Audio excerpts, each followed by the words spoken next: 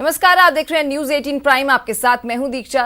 News 18 prime में सबसे पहले बात करेंगे कोरोना ग्राफ पर कि आज कहां तक पहुंच गया ये ग्राफ। फिर बात होगी कोरोना संकट की, इस घड़ी में प्राइवेट स्कूल के पाप की, जो ऑनलाइन क्लास के नाम पर स्टूडेंट से मोटी फीस वसूली करने में जुटा है।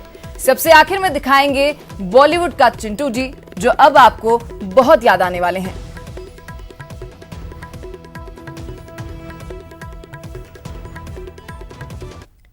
इन सब खबरों पर विस्तार से बात होगी, लेकिन उससे पहले प्राइम 25। देश में कोरोना पॉजिटिव मरीजों की संख्या 33,610 पार पहुंच गई है, जबकि कोरोना से मौत का आंकड़ा 1,075 हो गया है। अभी तक इलाज के बाद 8,372 मरीज ठीक हुए हैं। महाराष्ट्र में कोरोना पॉजिटिव मरीजों की संख्या 9,915 हो गई। 1,593 मरीज ठीक हो गए, जबकि 432 लोगों की मौत हो गई है। गुजरात में कोरोना पॉजिटिव मरीजों की संख्या 4,082 के पार कर गई है। 527 मरीज ठीक हुए हैं, जबकि 197 लोगों की मौत हो चुकी है। दिल्ली में कोरोना पॉजिटिव मरीजों की संख्या 3,439 हो गई है। 1,092 मरीज ठीक हुए हैं, जबकि 56 लोगों की मौत हो चुकी है।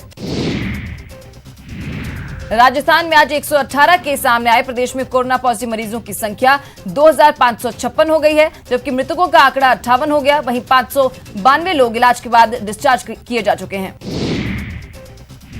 सीएम अशोक गहलोत ने आज वीडियो कॉन्फ्रेंसिंग के जरिए सभी कलेक्टर्स और चिकित्सा विभाग के अफसर से बात की। बैठक में 3 मई के बाद के लॉकडाउन पर भी चर्चा की गई। कोरोना संकट के बीच राहुल गांधी ने नई मुहिम शुरू की है। उन्होंने रघुराम राजन के साथ अर्थव्यवस्था पर बात की। राजन ने कहा कि गरीबों की मदद जरूरी है, इस पर सरकार के 65,000 करोड़ रुपए खर्च होंगे। अर्थव्यवस्था को लेकर राहुल गांधी की पहल को सीएम गहलोत ने सराहा है। सीएम गहलोत ने ट्वीट में लिखा कि राहुल और रघुराम राजन के बीच वार्ता नई दिशा देगी।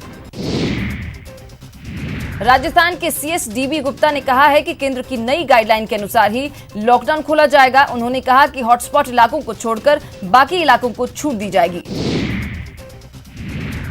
कोटा में कोरोना का कहर से निपटने के लिए प्रशासन ने जिन इलाकों में कोविड-19 के पेशेंट मिले हैं, वहां कर्फ्यू लगा रखा है और ड्रोन के जरिए आसमान से निगाह रखी जा रही है। शहर में फिलहाल 8 थाना क्षेत्रों में कर्फ्यू लगा है।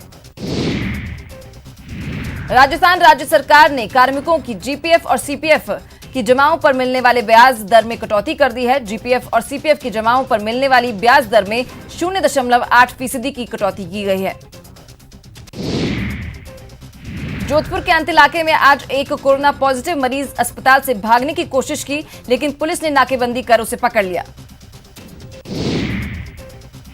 स्वास्थ्य और गृह मंत्रालय की संयुक्त प्रेस कॉन्फ्रेंस हुई। स्वास्थ्य मंत्रालय के संयुक्त सचिव लव अग्रवाल ने कहा कि पिछले 24 घंटे में 1,823 नए कोरोना मामले आए हैं, जबकि 68 मौतें हुई हैं। बंगाल के राज्यपाल जगदीप धनखड़ ने गुरुवार को एक बार फिर मुख्यमंत्री ममता बनर्जी पर निशाना साधते हुए कोरोना संकट पर ओछी राजनीति करने का आरोप लगाया है। राज्यपाल ने कहा कि प्रदेश में कोरोना से मौत का आंकड़ा छुपाया जा रहा है। बिहार के श्रमिक और छात्रों को वापस लाने में बिहार सरकार ने अपनी असमर्थता जाहिर की है।